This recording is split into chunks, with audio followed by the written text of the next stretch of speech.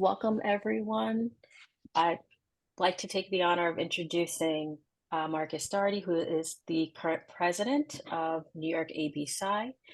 My name is Dr. Charmaine Dodd. I am the current chair of the Program Planning and Development Committee and board member of New York ABPsi, and we are very, very excited to welcome you all today for our first virtual event, Holistic Mental Health, Unity of Mind, Body, and Spirit.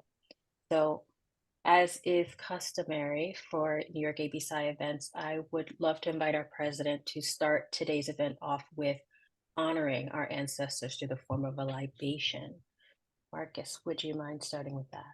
Sure. Thank you very much. And I just like to mention before I start with our libation, which is traditional for us, just on behalf of New York ABPsi and on behalf of the Association of Black Psychologists as a whole, we thank you for taking the time on this Saturday afternoon to participate in this Mental Health Month presentation on behalf of the New York chapter. We hope that will be beneficial for you, and we hope that will be enlightening. And again, I just want to thank you again for taking out the time and welcome you to today's presentation. So, what is traditional for people in the diaspora, and particularly for our chapter, New York ABPsi? We always pay honor and reverence to our ancestors, for they are the ones whose shoulders we stand on. They are the ones that have nurtured not only the Association of Black Psychologists, but our chapter, and in particular, the founders of our chapter and those individuals who have been in this chapter that have transitioned, that we also get guidance and sustenance from and help us to carry on the work of New York ABPsi and the work that is so greatly needed in our communities of color. So with that said, and with much respect, we give libation, or we give the pouring of water, which I have here, which is transformational. Water transcends space and time. And I have a plant here that I hope you can see, but if you can't, there is a plant that I have in front of me that I'm showing, along with the water.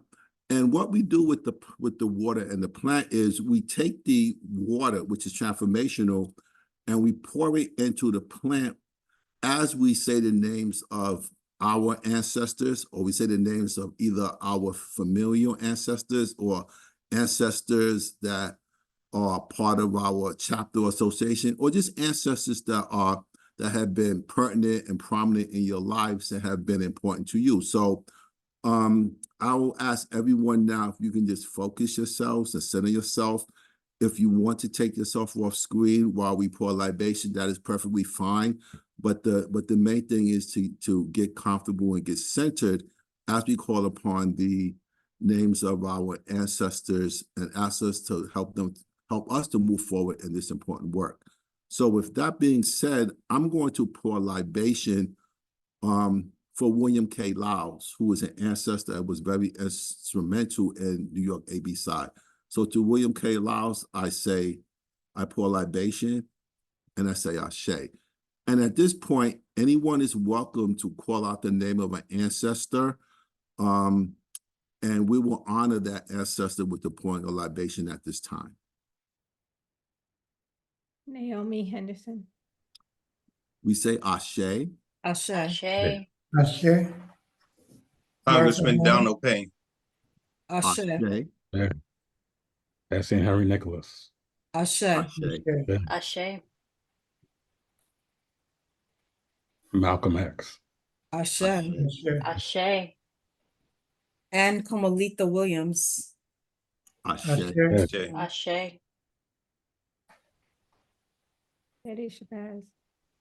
Ashe. Ashe. Ashe. Reginald Williams. Ashe. Ashe. Ashe. I say call out to Richard Dent. Ashe. Ashe. Ashe. Dr. Richard Dent. Dr. Asa Hilliard, Dr. Francis Cress Wilson. Ashe. Ashe. Ashe. Nsenga Warfield Popak. Ashe. Ashe. Doris Ackerson. Ashe. Okay. Ashe. Sydney Sneed. Ashe. Okay. Ashe. Mary Simpson. Ashe. Ashe. Ashe. Lee Simpson. Ashe. Ashe.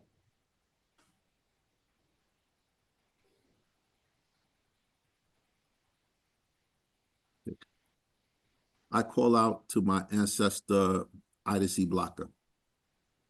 Ashe. Ashe. Ashe. Ashe. Donald Barbie. Ashe. Ashe. Ashe. Harriet Tubman. Ashe. Ashe. Ashe.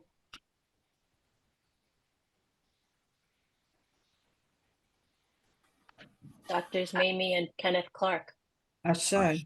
Ashe.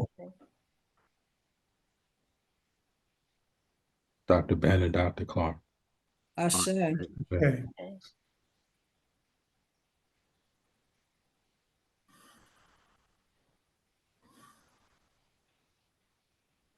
Bobby Wright. Ashe. Okay.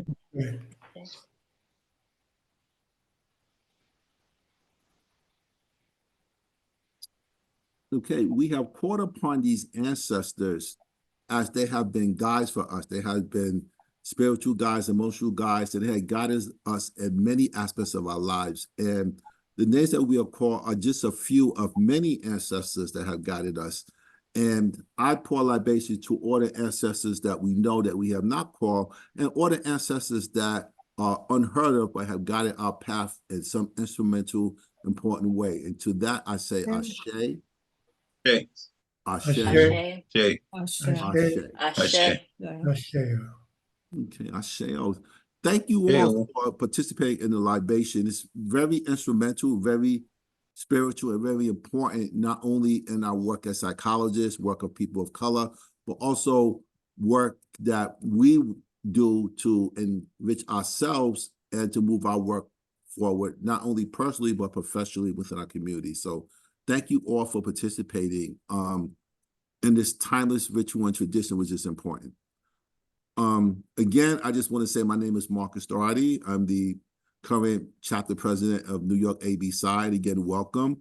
And I just want to thank Charmaine, and I want to also thank Lori and whoever else was involved in putting together this presentation today for Mental Health Month. I just want to thank you for your hard work and your efforts. And I also want to thank, before we get started, our panelists, again, for taking the time to present for this month and to present the important topics, which I think are interesting, exciting, and will be beneficial. So again, I say thank you. And I'm going to turn this back over to you, Charmaine. Charmaine, I think you're muted. Thank you, Marcus. Sure. Thank you. And I want to thank you publicly for shepherding this branch of New York AB Psi over the past 2 years. The work you have done for us is indescribable, and I appreciate your support in allowing this event to happen. So the title of today's event is The Unity of Mind, Body, and Spirit, the purpose of which is to really highlight sort of what we believe to be the foundations of Black and African psychology, connecting us in a holistic way and going beyond the traditional views of talk therapies. So here to introduce our speakers, we have Miss Lori Nicholas. I'm wondering if you may join us now and give us a little bit about who is going to be speaking to the community today. Welcome, everybody. So what I will do is I will introduce the first speaker, and then I will introduce the second in terms of the full bio. But we have the pleasure of having Dr. Mott Lewis and Mr. Brian Nicholas, who will be our presenters for today. So in terms of Dr. Mott Lewis, she's a board-certified African-centered Black psychologist, a certified ancient Egyptian yoga practitioner, and a certified in transpersonal breathwork and transpersonal psychotherapy. She is an associate professor at John Jay College, a former board member of the National Association of Black Psychologists, and has been a past president of the New York Association of Black Psychologists, not once, not twice, but 3 times. And that in itself says a lot. It's not easy being the president. And one thing I want to share about Dr. Mott, she continues to remain supportive of the New York chapter. And she continues to help out wherever needed in terms of different projects that we're doing. And so I acknowledge Dr. Mott Lewis as a New York AB-Psi member, a friend to a chapter. And without any further ado, I invite you, Dr. Lewis, to do your presentation. Do I? Thank you for that lovely introduction. And I am AB-Psi always and forever. And so I will always be, supportive and look forward to the time when I can even get back to being a little more active. So I will share my screen and hope that this works. Yes, are you able to see the screen? Okay, wonderful. So Uja. Uja is an ancient Kemetic Egyptian greeting that means vitality. And it is a way of, as in Western culture, saying hello, but really operating from the place of wishing you well and vitality. As an African-centered Black psychologist, I wanted to just contextualize that the place from which I operate is informed by the definition of African-centered Black psychology developed by the Association of Black Psychologists. And I just wanted to highlight a couple of things that are a part of the definition that we hope to illuminate today. So firstly, the principles from which we will talk will be African principles and really come from the ancient Kemetic philosophy teachings. We will speak from an African epistemology, sort of relating to how, we learn things and know things through our experience and through our intuition. And we will be guided by a holistic ontology, sort of our understanding our being is not separate from each other or anything. From the African psychological perspective, we examine illumination and liberation of the spirit. And that has a lot to do with lightening or sort of bringing forth, shining, allowing our sense of our spirit to shine forth and to also be free and have no limits, sort of in this concept of time and space, allow our consciousness and our awareness of our spirit to be free and have. Why don't you come over and sit down? It's interesting. Someone we need to mute. Okay. So there are several assumptions as African-centered Black psychologists. Spirit permeates everything. The universe is interconnected. We believe in the collective as being the sort of most salient element in our existence. And communal self-knowledge is the key to our mental health. Our perspective really centers on our human beingness, sort of not doing, but sort of being, and a restoration of what's in natural order, right?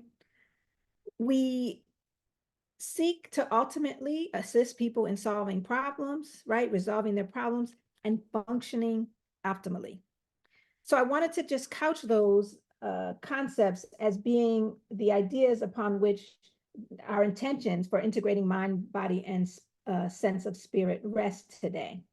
And what we intend to do is spend some time listening to the teachings of ancient African philosophy, particularly some Ma'at philosophy teachings and mythology, reflecting on these teachings, using our sense of spirit in the philosophy, and then practicing the breath, practicing breathing. And I know myself and my colleague in an integrative way will be offering and sharing experiences of the breath and of meditation.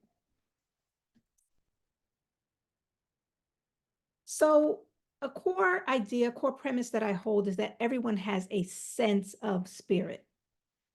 And that sense of spirit, the unseen, like spirit being the unseen sacred essence of who we are, that integrates with the soul, mind, physical body, and all of creation.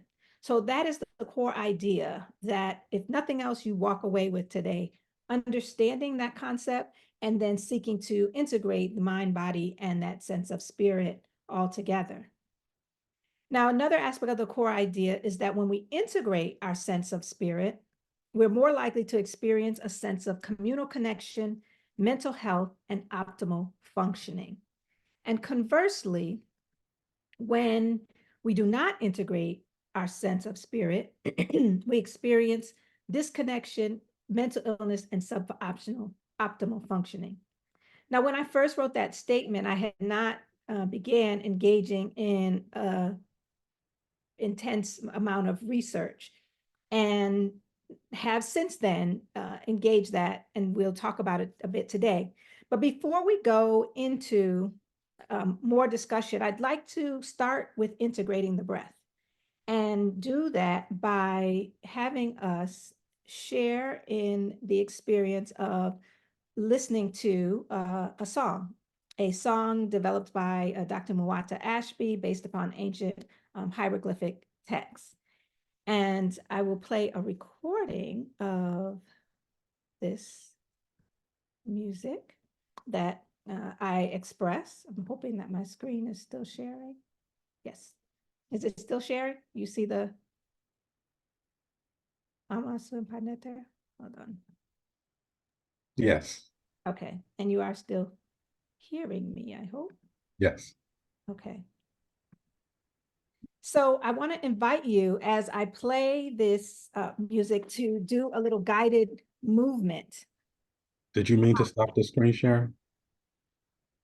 I didn't, but it's okay. Let me see if I could try it again. So, when I'm sharing the sound, I can't share the screen. I don't think, anyway, because it's not, I don't think it will let me do both at the same time. Let's see. Try one more time. Okay, you can see the screen. Now let's see. So, brother, oh yeah, stop sharing. I think was it Lorenzo Washington? Did I think I saw you raise your hands over your head, like so. So that's going to be our movement for this exercise. So as I am chanting or reciting this hekau, it means words of power, I invite you to do a little movement as we listen. And the movement is simply sort of bringing the hands over the head, such like this. And then we may do a second movement where we bring the arms up like this. Okay, so I'll probably do it twice, and then we will see what we notice. The phrase that you're going to hear is ama suen paneter, sauke su emiten paneter, aduanuma kedi paharu. And it means give thyself to the divine, keep thyself daily for the divine, and let tomorrow be as today. And so let's see now if I can play it.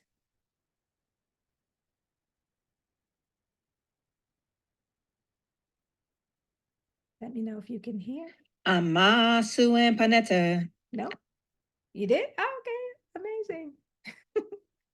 Okay, so we'll do a couple rounds. Ama suen paneta. Ama suen paneta. Sauksu ementen paneta. Sauksu ementen paneta. Aduanu ma kedi baharu. Aduanu ma kedi baharu. Kedi baharu. Kedi baharu. Keep going. I'm going to play it again. Ama suen paneta. Ama suen paneta. This is like Sauksu wings of the goddess. Sauksu ementen paneta. Aduanu ma kedi baharu, aduanu ma kedi baharu, kedi baharu, kedi baharu. Now let's do the second movement with your arms going up in front of you. Amasu empaneta, amasu empaneta, sauksu ementen paneta, sauksu ementen paneta.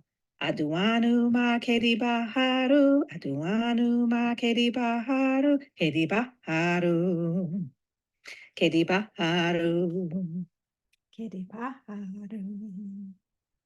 Take a deep breath in. Exhale out.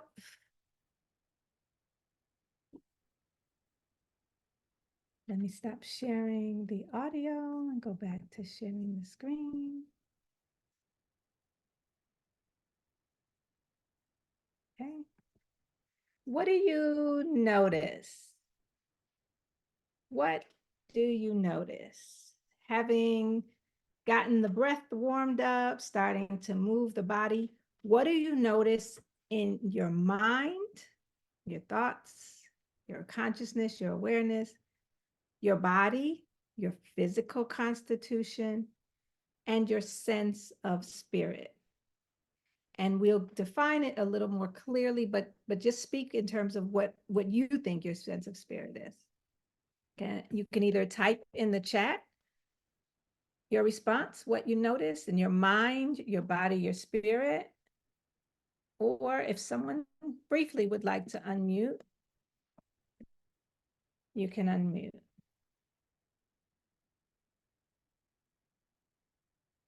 Mind, body, sense of spirit.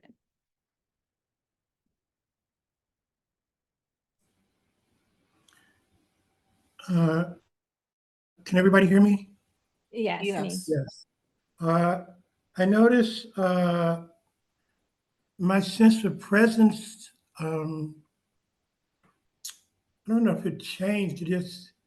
I feel more present Okay, after the exercise. okay, good. Very nice. Okay, someone else willing to share? What do you notice? And think about your mind, your physical body, and what you might describe as your sense of spirit.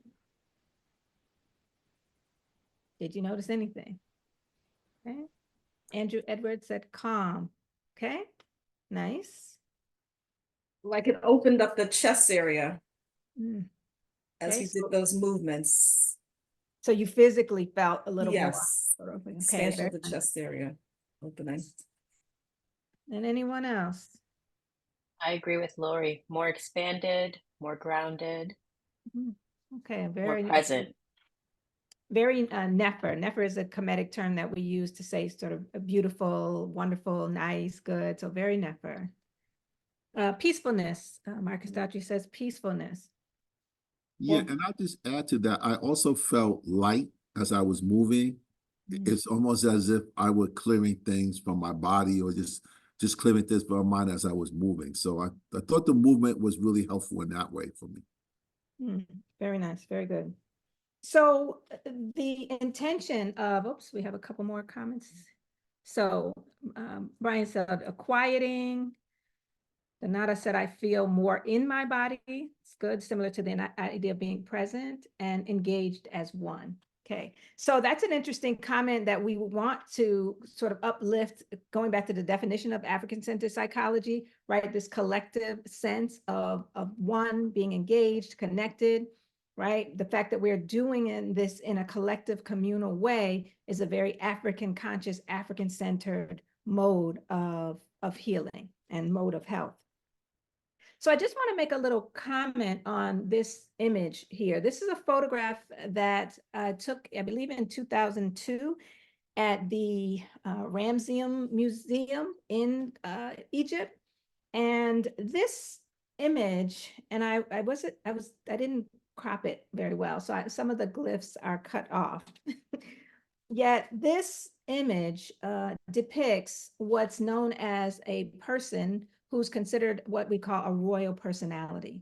And a royal personality in ancient times was, a para, like a person who was considered pharaoh in the Western terms.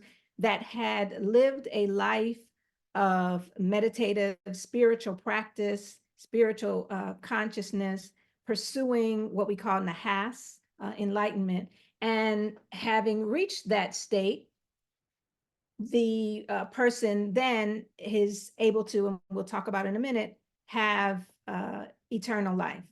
And this image shows the para, or this royal personality, receiving the ankh to his nose, the ankh being the symbol of eternal life in ancient Kemetic teachings. And this character on the right-hand side is symbolic of a deity or a divinity. And it's the divinity of Amun, and Amun is the sort of seen as the witnessing consciousness. Now, in African Kemetic practice and tradition, sometimes people who are not a part of the maybe spiritual aspect of the tradition become uncomfortable with the concept of there being divinities or gods. And it can cause people, to not really sort of fully understand and embrace the philosophy. And so one of the ways to understand figures like this is to understand that they represent cosmic forces, and that the personality of the para also represents the royal personality that is in each of us. That in ancient Kemet, the idea was to educate people based upon myth, and using images, iconography, and mythological stories that were based on cosmic forces to help people grasp concepts and ideas. And so in this depiction, we can translate the text that's written. And I want to thank Andrew Edwards, he's here, Sehu Keper Ankh, for providing translation of these texts. And so essentially, the texts are referring to Amun-Ra and this person, royal ruler, or the honorable ruler. And a part of the text says, and I'll say some of it just in Kemetic hieroglyphic language, Meduje di Ankh, Jed Was Neb Seneb, Mejat Neb Awet Ab Neb Kent, Neb Nik Neb. And that essentially means, or translates into, that the hidden essence of Creator Spirit, that which is inscrutable to the mind, is the royal ruler over all the divinities in his status. Let the city of the flow of spiritual power of his domain, the nexus from which spiritual power flows, go out through the world. The hidden essence is at once the witnessing conscious of the mind of creation, and thus the source from which Creator Spirit consciousness has emerged. So this scene, this depiction, is going as far as helping us to explain that there is a spiritual consciousness, that as the royal personality, we possess that spiritual consciousness, and we possess the eternal life that comes through the blessings of the cosmic forces. And it indicates in the symbols, here. So this is, it is cut off a little bit, but I have another picture. So the symbols here are Ankh, Jed, Was, Neb, and then this is Seneb. And the term Seneb means health. And next to the term, there's the symbol of a Majat, and it's an abstract symbol. And essentially, it indicates the health of the mind, the body, and the soul. It indicates health of the conscious mind, the subconscious mind, and the unconscious mind. And it indicates health on both the physical planes, on the astral planes, and the planes of the causal planes. So it's really, there's a lot of profound teaching. We could spend many hours just on this one panel, but just in this panel, we are getting a glimpse and an understanding of the multiple levels of consciousness that exist. And we are getting an indication that the breath through the ankh being held up to the nose is a source, or a vehicle or mechanism for the life force energy, right, that comes from the divine spirit, that comes from the cosmic energy forces, is in fact the energy that we too experience.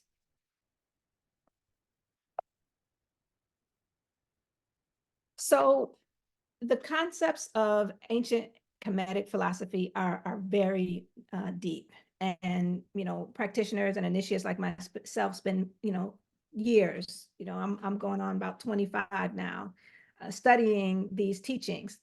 And so in recent years, in 2021, I decided to do some empirical research to try to help find some ways of bringing some of these concepts to our everyday lives. And I published an article called African Psychology, an Exploration of African American College Students, Definitions and Use of Spirit in Times of Stress. And this was done with two colleagues of mine, Dr. Adjoa Ku and Dr. Carla Hunter. And so just let me quickly say, and before I read this, I want to invite you to continue to practice the breath, to continue to practice and focusing on your breathing. So a few minutes ago, you were noticing calm, you were noticing. So I want to invite you just to continue a rhythmic breathing as I explain these concepts. So very quickly, in our research, we did a qualitative study, interviewed 18 people of African descent, and we found some overlap and distinctions amongst the way people define religion, spirituality, and spirit. Spirit was uniquely defined as energy. And at the same time, it overlapped with religion, right, in terms of the concept of faith, but religion sort of stood on its own as learned principles and behaviors and practices. Spirituality stood on its own, sort of with people describing it as a feeling, a personal practice. And all three kind of converged on this idea of involving a connection with God, a supernatural, or belief or search for God or some higher power. And lastly, sort of spirit overlapped with spirituality as this ideal of there being a feeling, a sense, a guiding consciousness. And so from this work, we describe the concept of a sense of spirit as a sense of our energy, or a sense of the energy of spirit. Or we can describe it as a feeling, a sense, or a guiding consciousness within that can connect one to, for some, a consciousness and a connection to God. Another point just that we sort of gleaned out of the research is that people have different ways that they think about their spirituality and a sense of religion. Again, that can be distinct or overlap with spirit. And you may find someone who's both spiritual and religious, or spiritual but not religious, religiously tolerant or indifferent. Some people may be more religiously antagonistic or consider themselves religious but not spiritual. And in doing, clinical work in private practice, what I've found is a part of the power of the concept of a sense of spirit, that feeling, sense, or guiding consciousness within, is that in all my work and in the research that we did, most people have their own definition of a sense of spirit, and it may be overlap or be distinguished from their definition of religion or spirituality. The goal of integrating a sense of spirit, as I would describe it, is having everyday spiritual success. And that involves the sort of ancient philosophy idea of having self-knowledge, knowing who I am. And what the ancient text teaches is that who we are is spirit. And the other goal, right, from a psychological perspective for integrating a sense of spirit, is functioning optimally.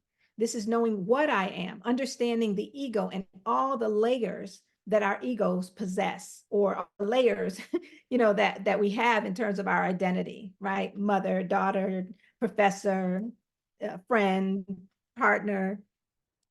So when we are trying to integrate, or we're practicing the integration of our spirit, ultimately we're seeking to know ourselves as spirit, and we are seeking to function optimally. Now I want to turn to talking about Kemet. We're moving right along in our timing, and share about ancient Kemet and utilize, this is just a map of Egypt, and Kemet being the term used in ancient times to describe this land. So I want to talk about the concept of who am I, and being spirit, and drawing on the ancient Kemetic philosophy. And here in this image, we have, and some of this, the text and the materials can be found in some of the original texts like the Shabaka stone, the Egyptian Book of the Dead, and the hymn to Asar. And again, dua to Andrew Edwards, Sehu Kepra Ankh, for this image. I didn't give him the credit on the image of the Shabaka. This is the Shabaka stone.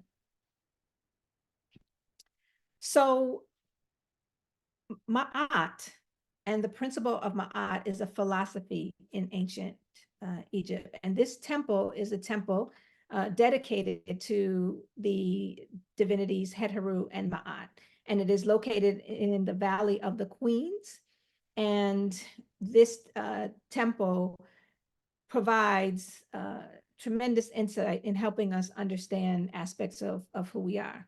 So I just wanted to say with regard to Ma'at, Ma'at is a goddess, an ancient divinity, and she stands for a number of principles: truth, justice, righteousness, reciprocity, harmony, balance, and order.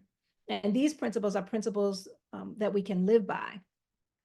And again, in my clinical practice, we use these principles as baselines for helping people to get a sense of their values. So I want to invite you now, and I'm going to move past some of the other descriptions of Ma'at, but one of the key descriptions is that she is seen in the Hall of Judgment scene, which represents moral connotations of judgment and guidelines for living. And those guidelines are known as the 42 precepts of Ma'at, or the negative confessions. And so within this temple, there is a scene from the Book of the Dead called the Judgment Scene. Most of you are probably familiar with this scene here. This is one that's in the British Museum. But in 2022, myself and Sehu Kepra Ankh and a group of students taking a training course with him, we visited the Temple of Hetharu and Ma'at. And I had the pleasure of being able to translate this text, not translate the text, to read the text and to discuss the significance and the meaning of the judgment scene. So at this moment, I want to invite us to, again, practice breathing and engage in an exercise for the next couple minutes, which is called like a wisdom text meditation, where we are listening to the teachings of a ancient philosophy while at the same time engaging in the breath. And so I want to invite you, and I'm going to run out of time. So I'm going to invite you. You're doing okay on time, Dr. Lewis. Okay. Sitting with your back straight. Let me just stop sharing this, and I'm going to share my audio once again.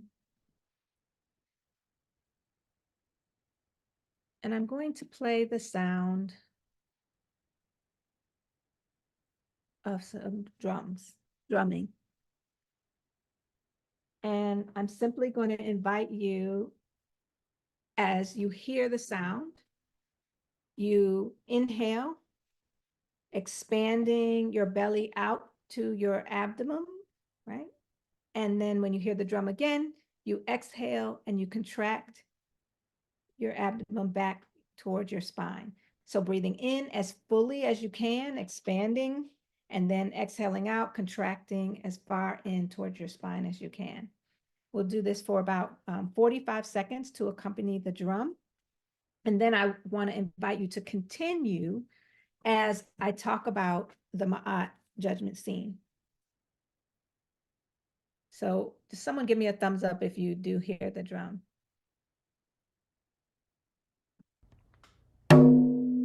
Breathing in through the nose, expanding the belly out towards your abdomen.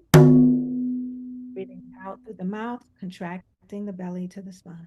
Breathing in through the nose, expanding the belly. Breathing out, contracting towards the spine. Continue following the beat of the drum.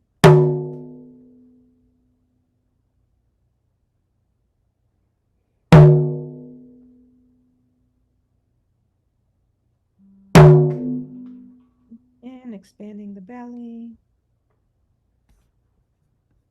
Breathing out, contracting towards the spine.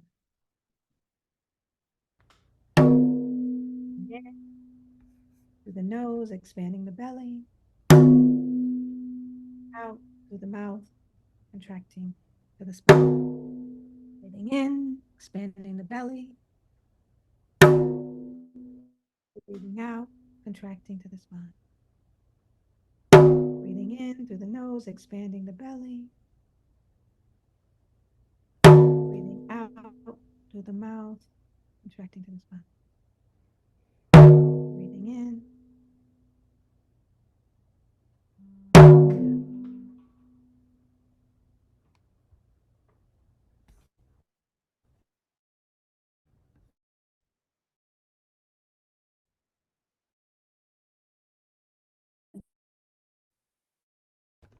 On your own, at your own pace.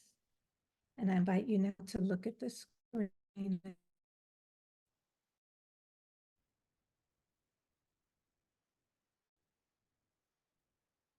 We look upon the scene.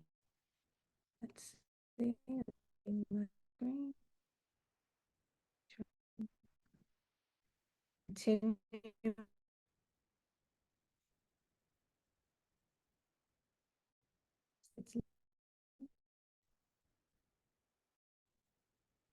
It's able to.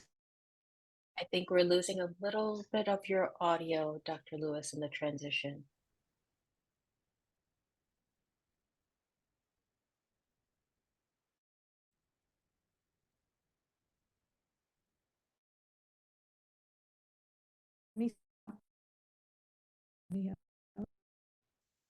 Sharing anything.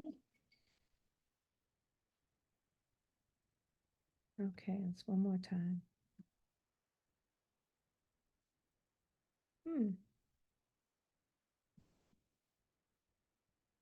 Are you able to hear me?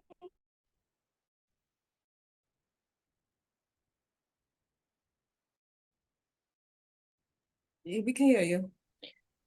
Oh, okay. Okay. So as I, again, speak on this judgment scene, are you able to see it on the screen? Yes. Okay. So this is an image of the well-known judgment scene. And this scene is commonly referred as the judgment scene and thought of as being a depiction of the process that occurs at the end of life. When at the time of death, one goes into the hall and is presented to judge the determination of their life. Yet we like to think about this depiction, and this is what's called the late period depiction, of not only a reflection at the time of death, but this scene offers an opportunity to reflect at every moment to moment. And so the judgment scene depicts the main sort of element, which many of us are familiar with, is the scales of Ma'at. And this is commonly seen in many scenes from the Book of the Dead in this judgment scene. But there's a lot behind the scales of Ma'at. So very briefly, I want to offer an explanation, and I'm going to utilize the assistance of Dr. Mu'atta Ashby's teachings on this judgment scene. And these he translated and was able to decipher from the teachings of Mary Kara. So essentially in this scene, across the top, we have the representatives of the 42 precepts of Ma'at, right? Negative confessions or aspirations for our character and virtue. And in this scene, the primary personality is Ani, and this is the Ka of Ani, representing his soul. And Ani's wife is here to be a support and witness. Remember to breathe. If I know you may be listening, but I want you to continue to remember your breathing as we observe. And so Ani is facing the judgment scene, and in this scene, he is being escorted in to the scales of Ma'at. And the scales of Ma'at are weighed against or weighing of the ab of Ani and the feather of Ma'at. So Ma'at is generally represented by her feather. So in this scene, you have Ani's ab, which is Ani's heart. And in Kemetic philosophy, the heart is sort of in here depicted in this jar. And the heart is to be considered the seat of our consciousness. So in ancient times, the heart was both representative of our unconscious mind and the seat of all of the impressions, or what are called Ari, the sum total of experiences, deeds, actions, thoughts, feelings, and desires from our present life or past lives. And so here in the scene is the Ba of Ani, which is Ani's soul. The Netaru, judges of Ani's Ab, judges of Ani's heart or consciousness. And you have two goddesses, Meskenet and Renenet and Shai. And these goddesses represent the concepts of Meskenet, representing rebirth, and Shai and Renenet representing fortune and destiny. We have the Anpu, and Anpu is holding the plume, weighing of the scales, calculating the scales. Anpu is considered to be an opener of the way into life. And then we have the hands, of Jehudi. And in Jehudi's hands are representing Shai and Renenet. So fortune and destiny. Jehudi is the scribe of our life. So he is scribing with Shai, the forces of Shai and Renenet, fortune and destiny. And then here is Amit. And Amit is considered to be a monster in the scene, representing the negative or inimical forces of the mind, of the consciousness. And so what happens generally, or what we're told, is at the time of death, our heart is weighed against the feather of Ma'at, all of those virtues of Ma'at. And if we live a life of virtue and come to the point of enlightenment, then our heart will be found to be lighter than the feather. If not, the heart may be found to be as light as the feather in balance, or it may be heavier than the feather. And typically the heart is heavier than the feather if that Ari, the sum total of experience and deeds and impressions, is weighing on the heart. If that Ari, or that residue from our past life, our past lives, has not been cleansed, if we have not been able to lighten the heart, then it is weighed down, and either at the time of death, as according to, sort of the traditional thinking of the judgment scene, or moment to moment. If the heart is not light, if it is weighed down, we then are subject to the Amit monster. And the mythology says the heart would then be devoured by the monster. But what that means is that we then will suffer and experience the anguish, the stress, the trauma, the anger, the frustration, all the what we call fetters of life. And so our goal in life is to be free from those fetters, is to, on a day-to-day basis, operate with the heart being as light as a feather. And the practice of utilizing the breath is a primary means of lightening the heart. So I just want to go back to the scene again. So in this scene, we see there are two goddesses, two Ma'at goddesses, And the person or the royal personality is being ushered in by the one goddess Ma'at, suggesting that he is being brought forth by Ma'at and all the principles of Ma'at, and he is being allowed to pass because Ma'at is sanctioning him to pass in order for the heart to be weighed. So we don't have time to go, further and much in depth in this translation or description. But what I want to emphasize is the concept of the lightness of the heart and the weighing of the heart, and that moment to moment in practical everyday life, when we are faced with the frustrations of work, our family, our children, we experience a weighing of the heart, a heaviness of the heart. And the invitation to integrate the mind, body, and our sense of spirit via the breath is an invitation to help lighten the heart. And so I want to turn over to Brother Brian, who I know is going to talk more about the heart and the interface between the heart and the mind and the body and the breath. Dua, adorations. Thank you tremendously, Dr. Lewis, for your presentation, your amazing presentation. So I'm now going to introduce Mr. Brian Nicholas, and then at the end, we'll have time for Q&A. Mr. Brian Nicholas, a licensed acupuncturist, a pranic energy healer, and a transformational mindset coach, blending ancient and modern science strategies.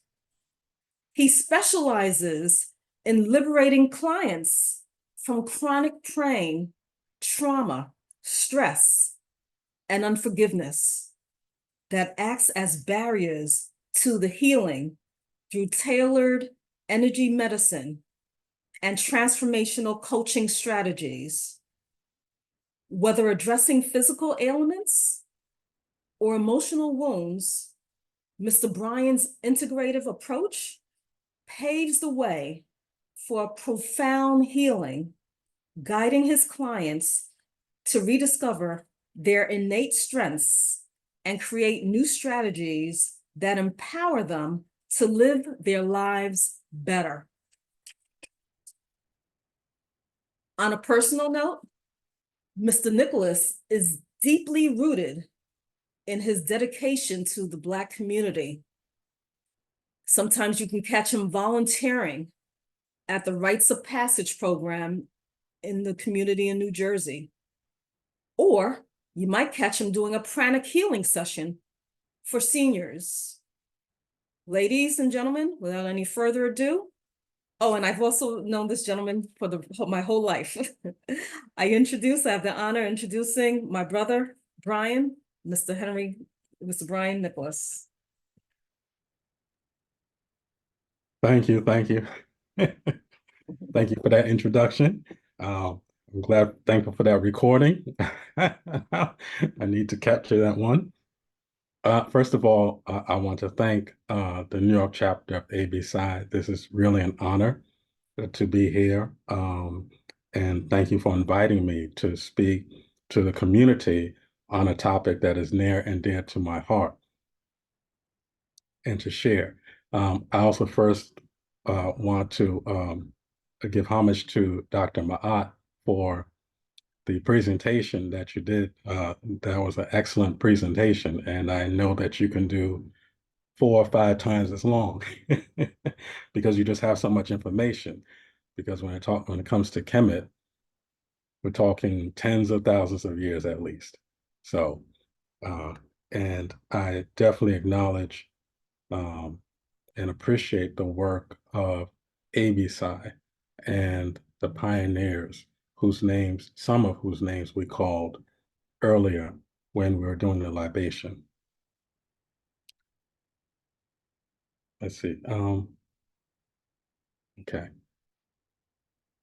Actually, I'll start this way.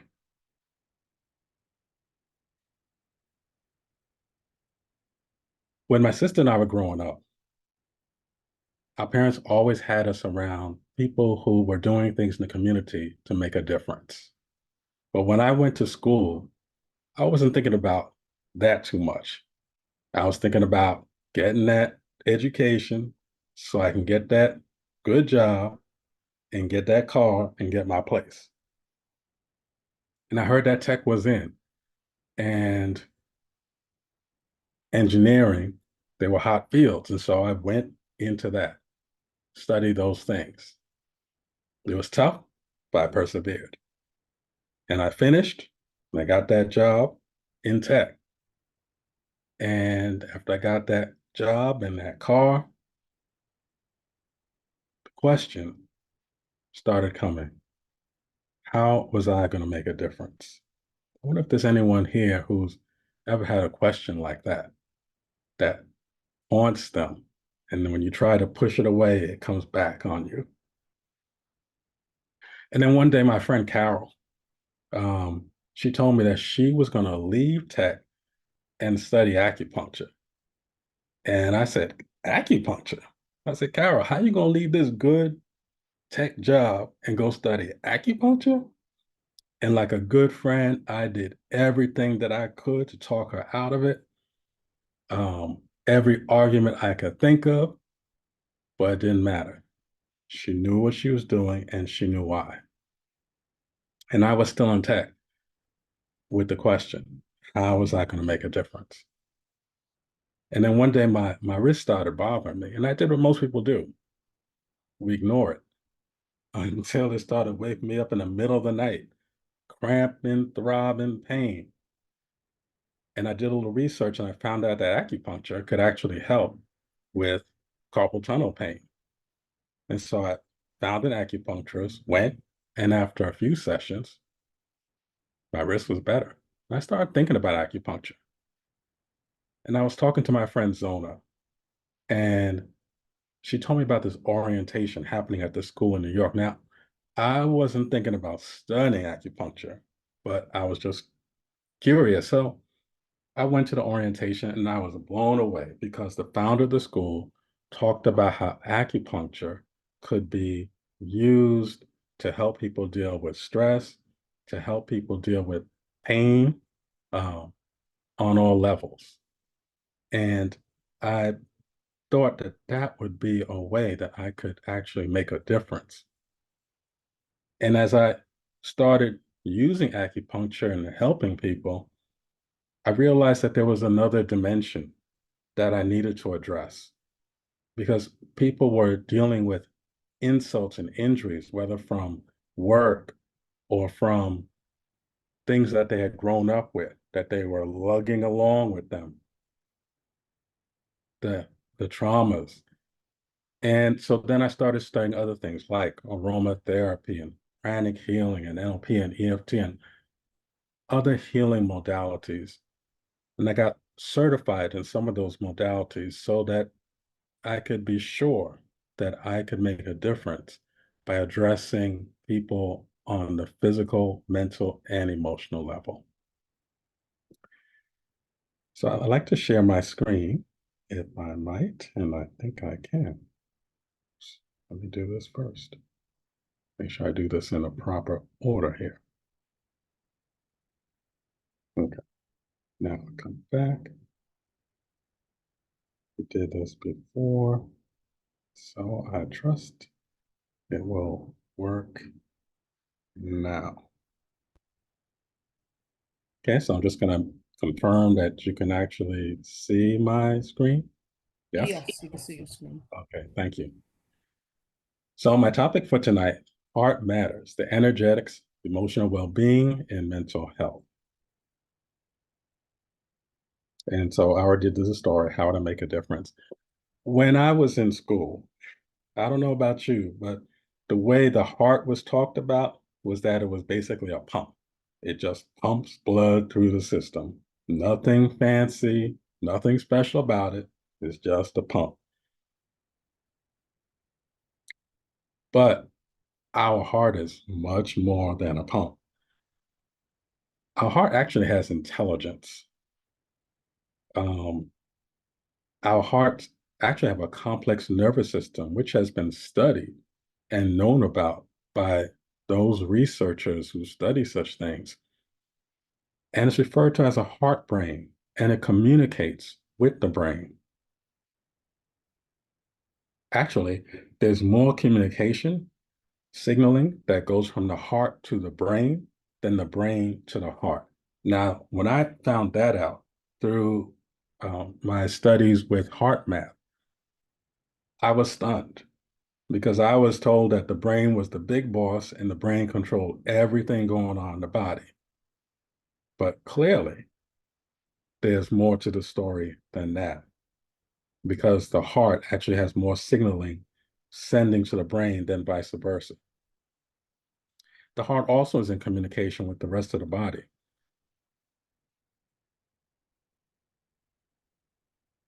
Estimates are that 75 to 90% of all visits to primary care physicians are for stress-related problems. So stress is at the root of problems that so many people feel. And according to the Mayo Clinic, chronic stress can wreak havoc on our mind and our body. That stress. That one too. And what do? Most times we do what I did when I had that pain. We ignore it, or we tell ourselves it's not that bad, or we maybe go to the local CVS or something and grab something off the shelf and take that, or we distract ourselves, or we stuff it down, push it away, or we lean in and try harder, the same thing, harder, more, put more force, which doesn't tend to work too much. One of the things that heart math speaks about is different types of energy. Now, we kind of have a basic understanding and awareness of this, but they actually go in a little bit further. We can think of physical things that deplete us, and there's a lot of conversation about foods that are not the best, or certain drinks that are not the best. We have an awareness of those things. But we don't often think about how thoughts and emotions can also be depleting, can also affect our energy. And when I'm talking about our energy, I just don't mean energy woo woo. I mean affect our systems in the body, like our immune system, our nervous system, those digestive system. Those systems can be affected by these depleting emotions. So let me ask you all, because part of this is definitely going to be interactive. What could be some examples of depleting emotions?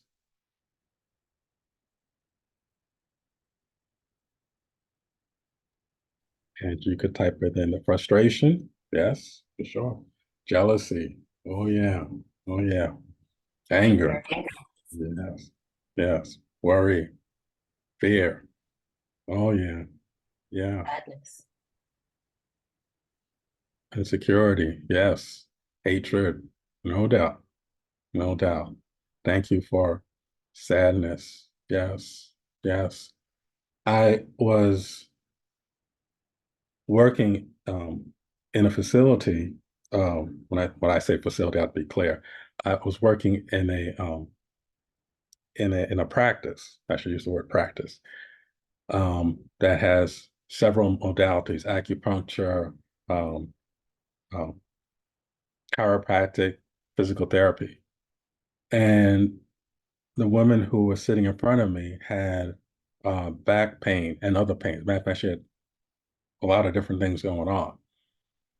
Things that were affecting her digestive system, things that were affecting her sleep. And so it was expressing in those ways. And when I spoke to her and she trusted me and she opened up, what I found out was that she was dealing with serious sadness, depression, loneliness. You see, she was in this country, but most of her family was in another country. And she didn't have someone close where she was. and she wasn't able to always get in touch with them. And this is an example of why I'm doing this other work besides the acupuncture. Because while acupuncture can help to reset a system, if the person is sitting dealing with this, even if the system gets reset, it'll give some grace. But unless they can perceive or have another way to look at or respond to what is in the environment, what's happening, they'll probably be back in a few months or less, depending upon the severity of what's going on. I remember vividly working with a teacher, and she had back pain. And I usually ask people when they come in, especially when they come in from work, how was work today? Well, I learned real quick that that was not a good question to ask her, because whenever I asked her, I've never seen anyone levitate, but she was face down. I could imagine that she was ready to levitate off the table as she spoke about all of the things that were going on and the challenges that she was having in the classroom, administration, parents, et cetera, like that. And so I had to say, okay, I can't ask her any more questions about how job is, because that's going to set her off. So I learned not to ask that question, but just to do the work. But that was another case, another example, and there's so many, where acupuncture can help calm and reduce, but that person is going back into an environment. And if their perception and their way of looking and handling things has not changed, that pain is going to be coming back. Unfortunately, that pain is going to be coming back. We need a new perspective. We need a new way to look at or approach things. And oftentimes, as many of you know, it's easier to for us to think of moving somebody else, but in reality, the easiest one for us to move is who? Ourselves, right? That's the easiest one to move, and that's the one that we can be sure that we can move. Okay. And I saw, yes, helplessness. Yes, yes, for sure. Thank you. Okay. Some additional ones. Judgment. Ooh, that's a big one. That's a big one. I didn't think that judgment was a big deal. When I was growing up, we were growing up and they talked about judgment in church and whatnot. Though we weren't supposed to judge, but everyone around me I saw was doing that, judging and blaming. But those are actually depleting energetically. They deplete. And when our energy depletes, that means that our systems, again, all the systems in the body, cardiovascular, nervous system, reproductive, all of them are affected by these things here. Shame, and I want to be careful about anger, because anger has its place. Anger definitely has its place. The challenge becomes when it becomes the first thing that people go to, or when it becomes long-term and people sit and stew and brood in that. Then its value to us shifts and changes. Okay, and also word repetitive. Okay. Now, there are also things that energize us, and we may think of different foods and drinks and some people sports, walking, gym, cycling, a whole host of things, concerts, a whole host of things that energize us, we feel energize us. Thoughts and emotions can also be energizing. So what would be some examples? What could be some examples of energizing emotions? And I'll ask you to put that in the chat.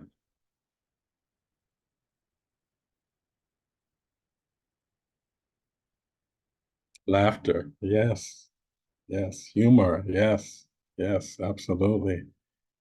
Love, joy, yes. Empathy, oh yes. Compassion, absolutely. We know them, we know these. We know these. Thank you.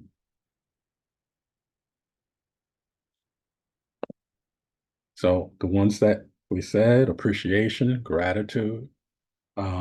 As a matter of fact, one of my teachers spoke about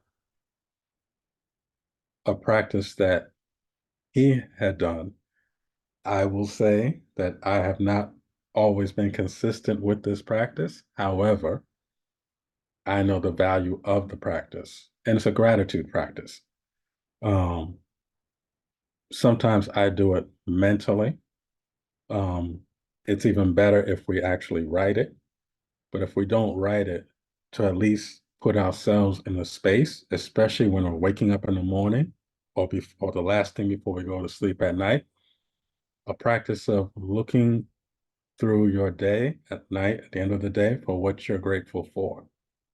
And when it comes to gratitude, it doesn't have to be a big thing. It can be a small thing. I'm grateful that uh, in the wintertime, I'm grateful that we have heat. Um, I'm grateful that we have running water. I'm grateful for this comfortable bed. You know, I'm grateful that I can do what is in my capacities to do physically. I don't know everybody's situation of course. I want to be careful with that. But whatever it is that we have the capacities to do, to be grateful for any of those things, from the tiniest, smallest thing to the bigger things. And one of the things is that if we can be grateful for the tiniest things, it's a whole lot easier to be grateful for bigger things. Okay. Kindness, patience, and generosity. Those are also energizing. Whenever we are caring, and we know um, um, how we feel when we get to uh, help someone lift their load. I'm part of a men's group, and something that I've always wanted to do, we um, got a chance to do, about 20 some odd brothers, go to the Newark Y, literally on Christmas Day. And that, thank you, Mr. Barbie, uh, and give out gifts and toys to the folks who um, did not have permanent housing, and that's why they were there. And that was just an amazing experience, you know, for all of us to participate in. And I'm sure, and I know that many of you have participated in different things. And just that feeling is a renewable feeling. Now, you talk about renewable energy, generosity is a renewable energy. You know, all of these on this page are renewable energies. Okay, so coming back to what we said before, you know, because we want to put things into practice, but if we don't practice it, whatever our default is, we'll go back to that. And so that what I want to offer today is the use of our energy system. So instead of ignoring and distracting and stuffing and all that stuff, there's another way to handle situations, which is tapping into our energy systems. In acupuncture, it's the acupuncture meridian system. And this diagram just shows the major 12 meridians. There's more that are on both sides of the body. And we have centerline meridians. These energy centers were also known by many ancient cultures, including Africa, including ancient Egypt, that Dr. Ma'at was just speaking about. In the pranic healing world, which is, it's not a separate world, it's just the training that I did. One of the things that we learned about were the 11 primary chakras. It turns out, first of all, let me define what is a chakra. The chakra is just an energy center. That's all. It's depicted often as a wheel because chakras rotate. They pull in energy and they push out energy. So they pull in energy to use in the system and they push out energy that's unusable by the system. And when they're functioning optimally, they do that well. However, when those centers are affected, then they don't, either they don't bring in as much energy or they don't push out as much energy. Either way, you can see that this is going to be a problem. If the energy center that brings in energy into our system is not bringing in as much in certain areas, those areas are going to be depleted and they're going to suffer.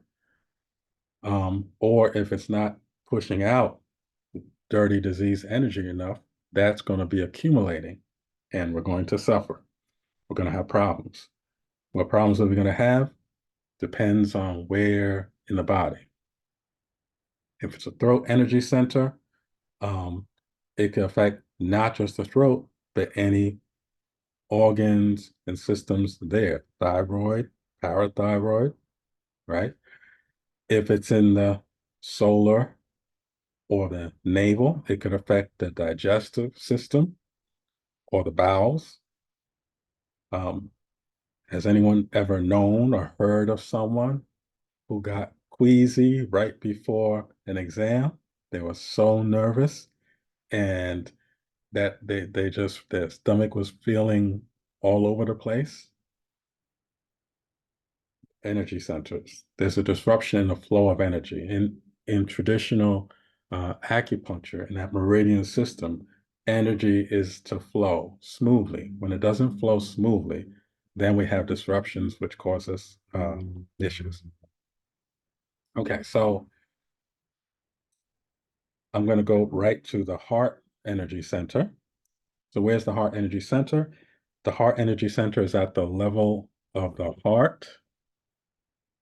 So heart is off to the left, but the energy center is at the level of the heart in the center of the chest.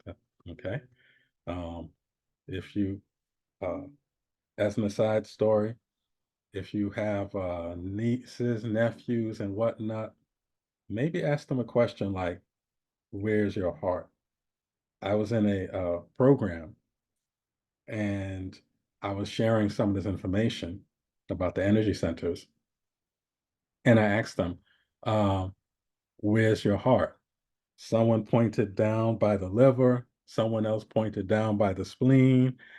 And at first I thought that they must be joking, but they were not. So we all, as many of you on this call already know, it's an all hands on deck. Do not assume that they got it in school because even if they were taught, it might have gone in one ear or barely gotten in the ear. So help them out. All right. So the heart energy center. There's one in the front and there's one on the opposite side in the back. That's why the two are shown. And the energy that's predominant with the heart, the color, the frequencies are red and gold. Now, isn't that fascinating? Because what is the expression that we hear? Wow, she has a heart of gold. Wow. And that is the predominant energy frequency color of the heart is when it's functioning. Now, if it's a small heart energy, then it may not be too much gold. But if it's a bright, generous, caring, loving person, more gold, more gold. Okay. One of the things that has been studied and has been researched not only by heart math, but even before. I think in the late 1800s, as a matter of fact, is some of the earliest, is that the heart produces powerful electromagnetic fields. And the electromagnetic field of the heart is more, in other words, is further out than the brain. So here again, the heart's got the juice.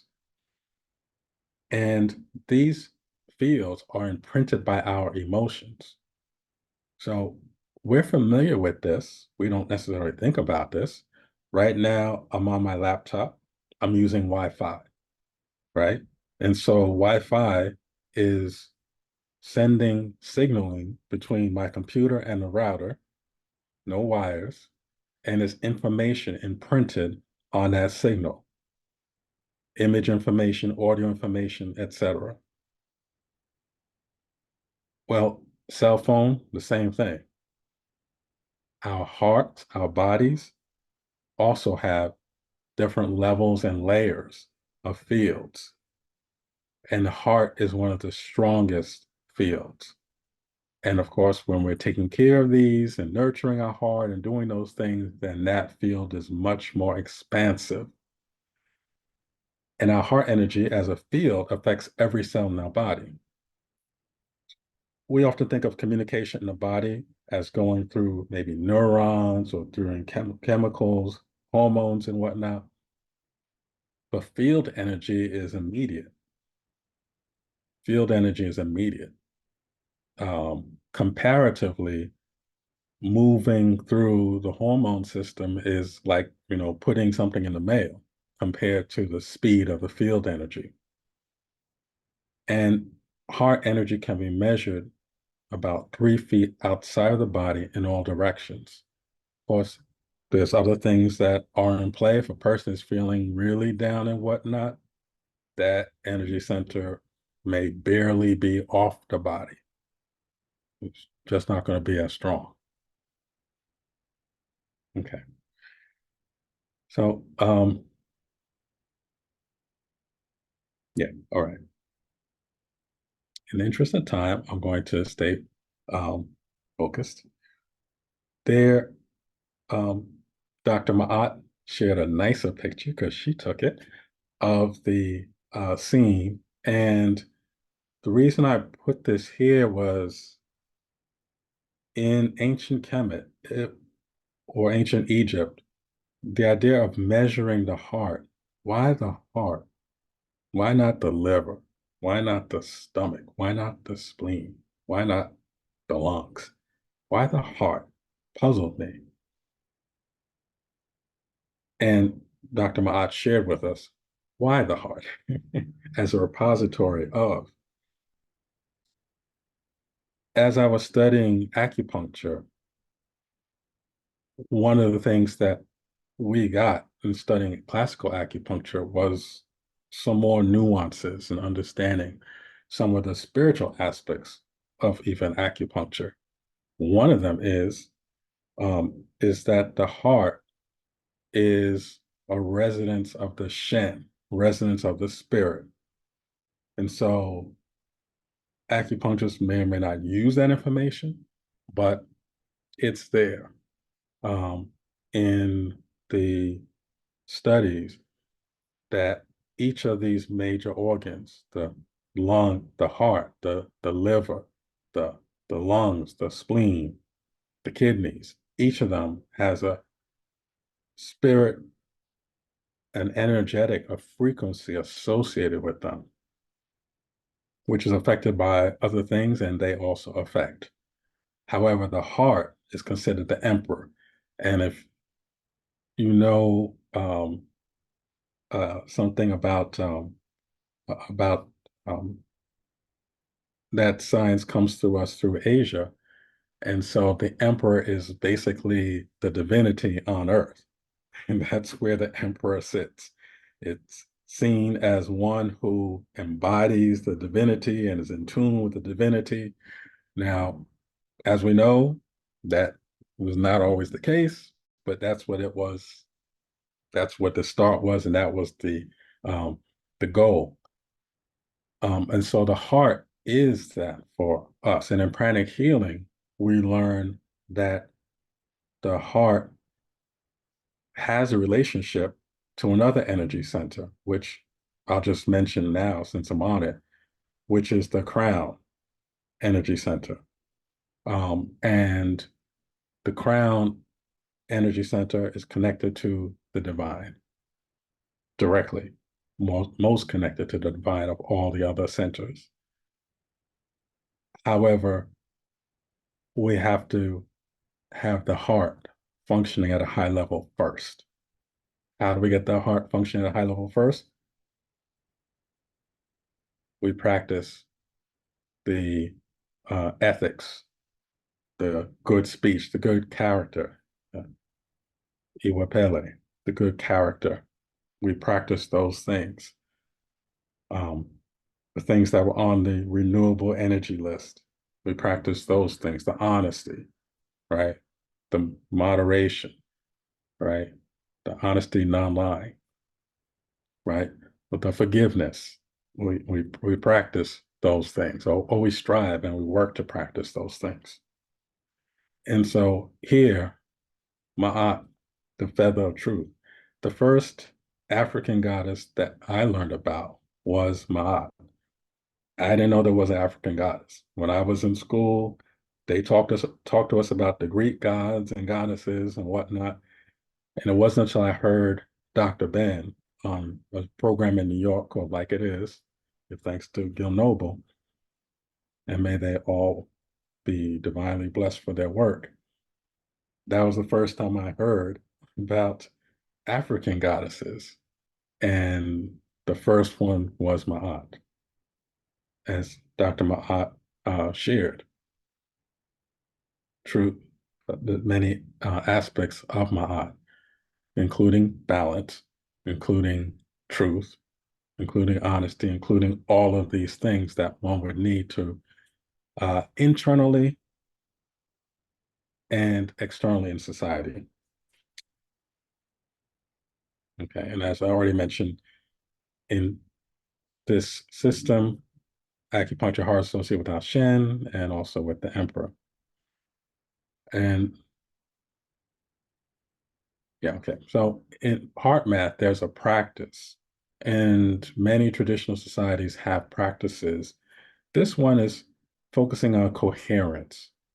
And there's been studies on the notion of coherence. Now, I want to kind of preface this by saying that these understandings aren't new. This is science catching up to ancient understandings. So I want to make sure I believe we're all in this room clear about that these terms, coherence and whatnot, this is science catching up to what was understood tens of thousands of years ago in various ancient societies, especially African societies around the globe. Coherence being a cooperative alignment between the heart and emotions and allows more in spirit to infuse our system. And a higher coherence regenerates us. And it's associated with increased emotional balance, stability, and intuition and improved mental functions. And so I'm going to close, yes, draw to a close with inviting you to practice what is heart math calls heart-focused breathing. And it's a practice that can be used anytime. We can do it with our eyes closed if you're comfortable. We could do that. Some people start there. There's many different aspects. This is the first level. There's more. And I'll share a story that I learned when we were doing this training with Heart Math. They shared a story of a fireman who had taken a training. And after taking the training, and apparently he had been doing some practice, his company gets called to a fire. He goes in, looking to see, make sure nobody is in the burning building. So they go in. And after he goes into a room, the doorway and whatnot collapses behind him. And of course, what would you do? You're in a room surrounded by burning things, a whole building, and your entrance just collapsed. And he could feel, he said, his stress starting to about to go full bloom. But he remembered this technique.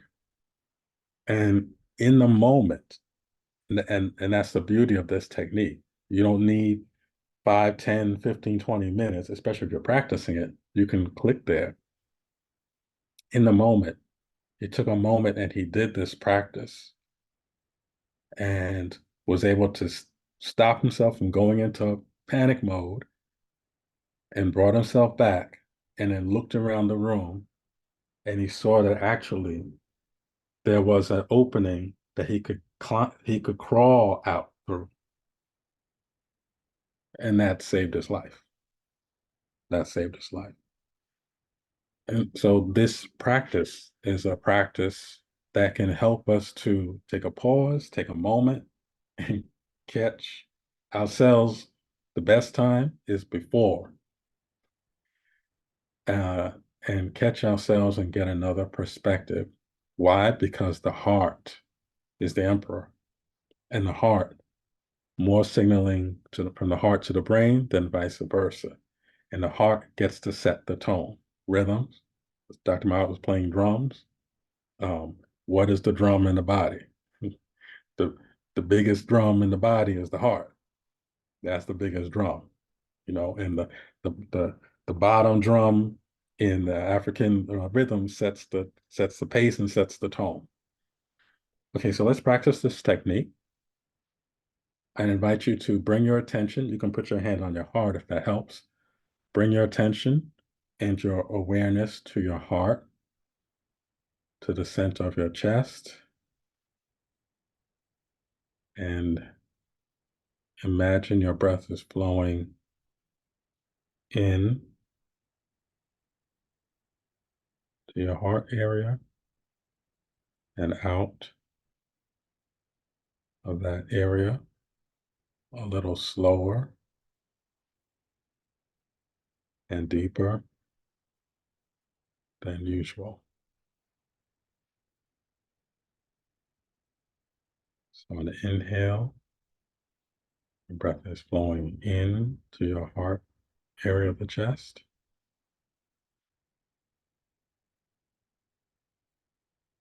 And then out a little slower and deeper than usual. Find a rhythm that's easy and comfortable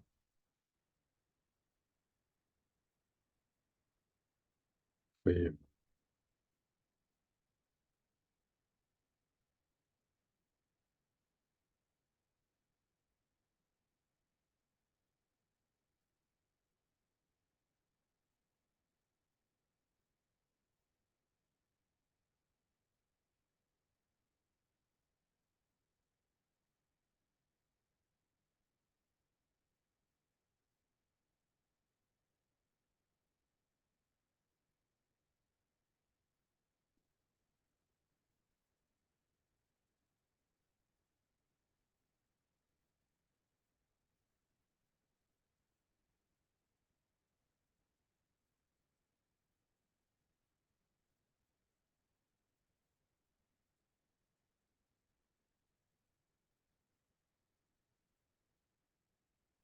Okay.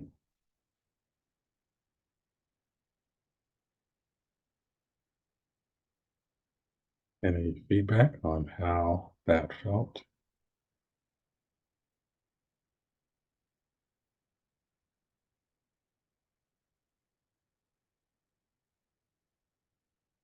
Sorry, just seeing the text.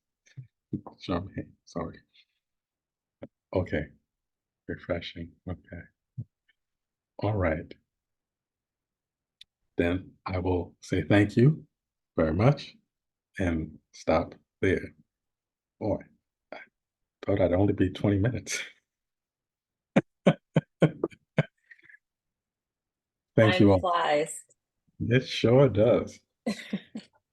I will stop Thank sharing my you. screen. Thank you so much, Brother Brian, for your offering to us today. I want to take this opportunity to reach out to the community. This is now your chance to ask questions, to share feedback. We want to hear from you and have this be as interactive as possible. You're welcome to unmute yourself if you have a question or type it in the chat if you're not able to do so. Dr. Lewis, I'm William Michael Barbie. Thank you for your presentation and the education that you provided us.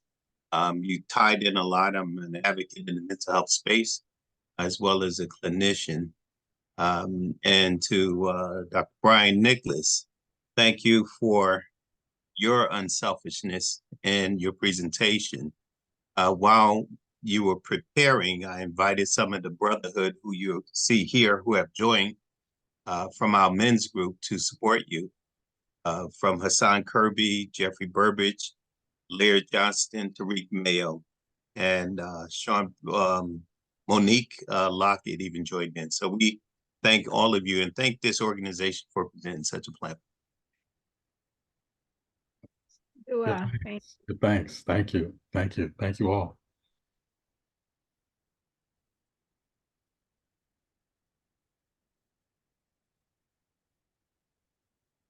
We still have time for a few more questions or comments from the community. Please take this opportunity for any questions you have for either one of our esteemed speakers today. I forgot Jeffrey Burbridge is here. He was the first one in. I'm sorry.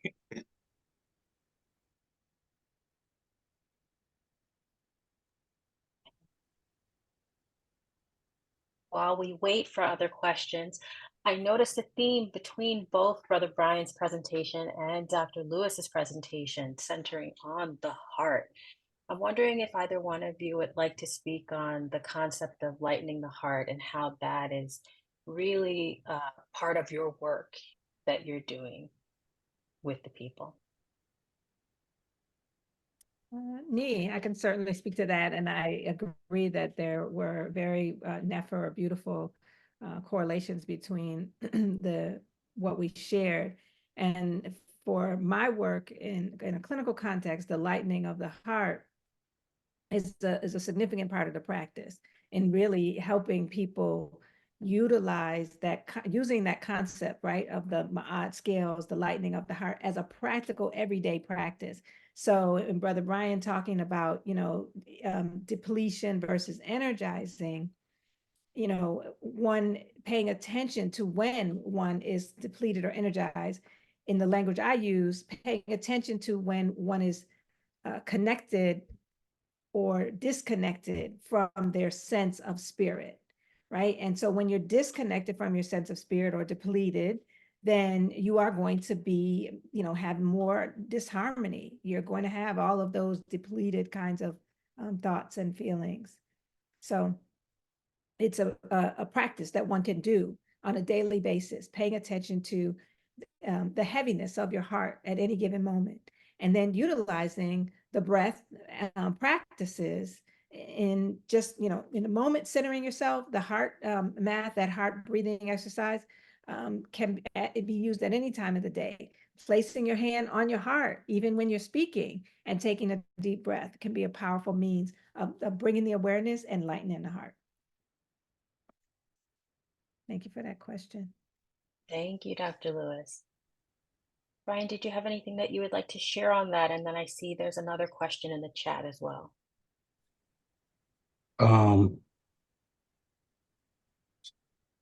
The heart.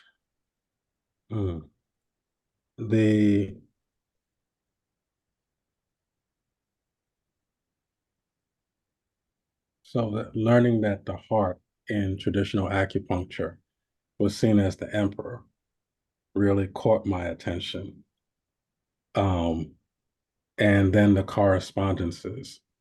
And then for people themselves. One of my teachers speaks about compassion, how one of the one of the energies that's been diminished, um, he felt in this society, is compassion. That's one of the energies. And those of us who do work that can be used to resurrect these kind of heart-centered energies in our community, in our families, in our society.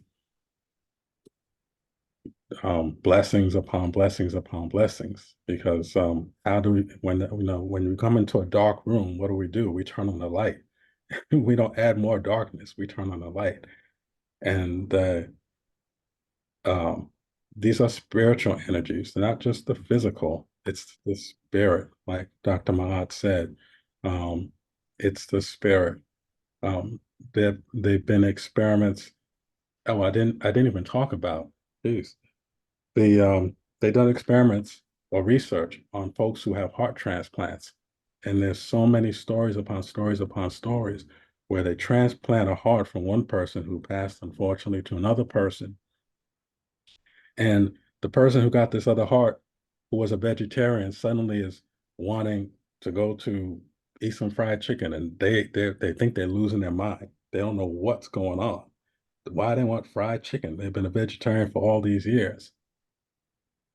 And there's been studies that show that when they find out about the donor, they find out that, oh, the donor loved going to Kentucky Fried Chicken.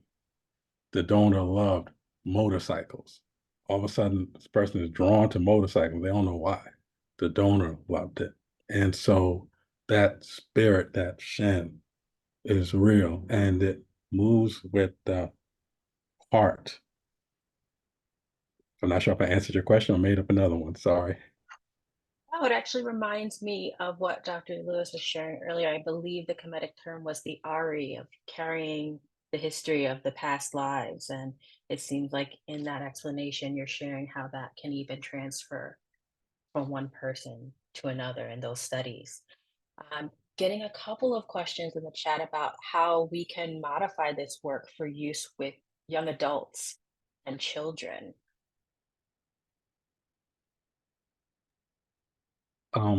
What I would say, I think Elita asked me a question and about heart math, and heart math in particular, they do trainings. A lot of their trainings are online. And so the training that I did with them, and Alita, if you'd like to talk more, I put my number, you could text me in the chat. Um, the the um, the heart focused breathing that we just did, that's something that I taught to young brothers in a rites of passage program. I taught them that, and they all were doing that. And they found a level of relaxation just by doing that for a few minutes, 2 or 3 minutes. We might have done a minute, but I had them do it for like 2 or 3 minutes.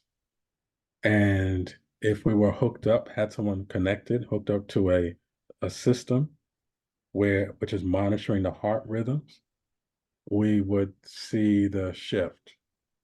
I've worked with family members who were dealing with anxiety and high blood pressure based upon the anxiety, and worked with them using, well, using tapping, but also using that. And it shifted down their blood pressure. So now don't stop using, if you're on medication, don't stop using your medication and say, well, he said I can just do. No, he didn't say that. However, this can be added to your toolbox, as my teachers say. This can be added safely to your toolbox. Thank you. Dr. Lewis? I think I was going to add that the techniques can definitely be adapted with young people and doing, just short periods of breathing. The concept, of the sense of spirit, it can be controversial in educational settings, depending on the context. Yet, when we couch our work in an African psychological perspective, that is foundational to our work. And so, if you're able to be in an environment where that's respected and valued, then getting children to reflect on noticing, right, the feelings, the sense, the consciousness that they have, getting them to be aware and listening to themselves, noticing when their heart is heavy, when they're worried, anger, frustrated, sad, is a useful tool. And I just put in the chat the precepts, the principles of Ma'at that I had mentioned: the truth, justice, righteousness, reciprocity, harmony, balance, and order. And those principles can be used also as words of power. So I did the mantra, the Hekau earlier, Amasu and Paneter. But you can also take these the sort of English words of truth, justice, righteousness, reciprocity, harmony, balance, and order. And you can do, a basic breathing exercising, breathing in on truth, justice, and righteousness, and breathing out on reciprocity, harmony, balance, and order. Breathing in truth, justice, righteousness, breathing out, reciprocity, harmony, balance, and order. And that's another technique I commonly use with clients. Thank you.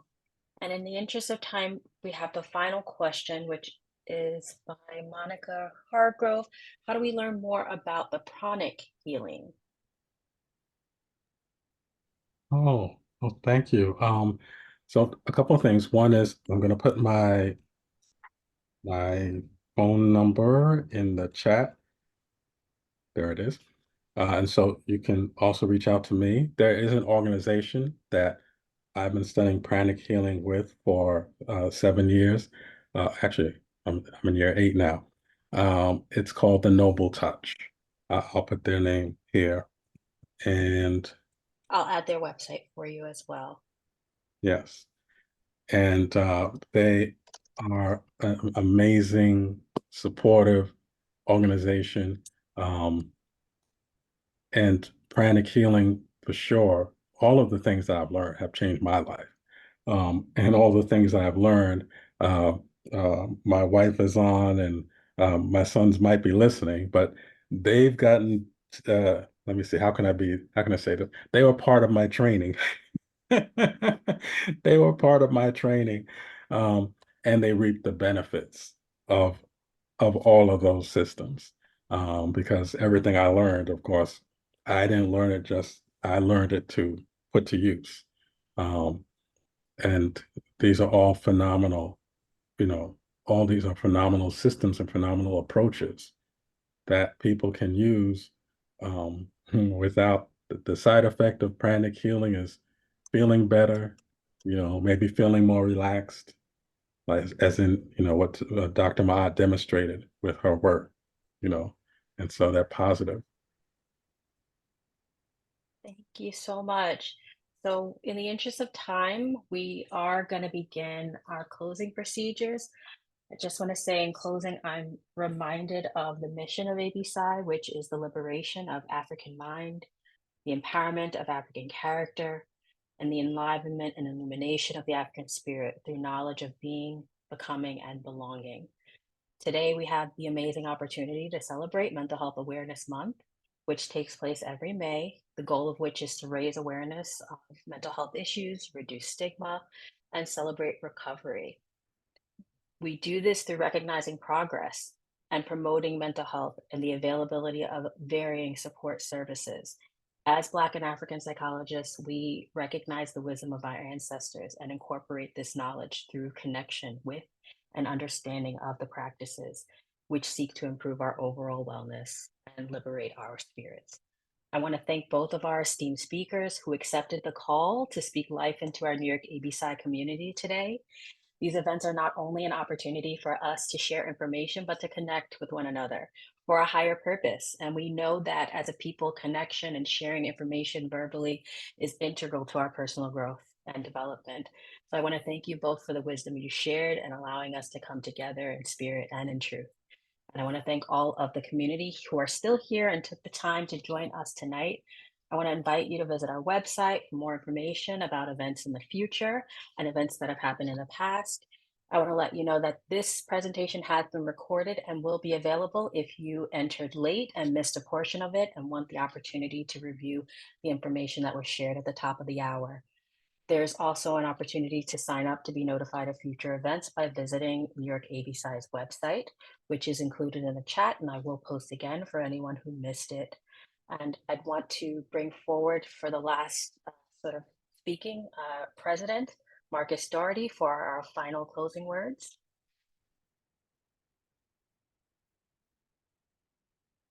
Oh, you're muted, Marcus. Okay, thank you. On behalf of New York ABSI, I just want to personally and professionally thank our speakers, Dr. Mark Lewis and Brother Brian Nicholas. And I also want to say a special thank you to Dr. Dodd and Dr. Nicholas for pulling this great presentation together, this inspirational one.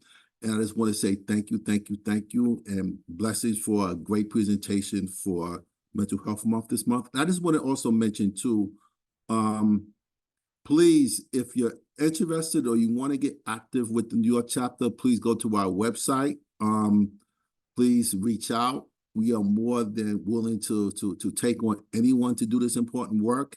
And again, I just want to say thank you. And for the sake of time, I just want to say stay well, peace and blessings. And please look out for more events and activities like this. And I will turn this back over to Dr. Dodd.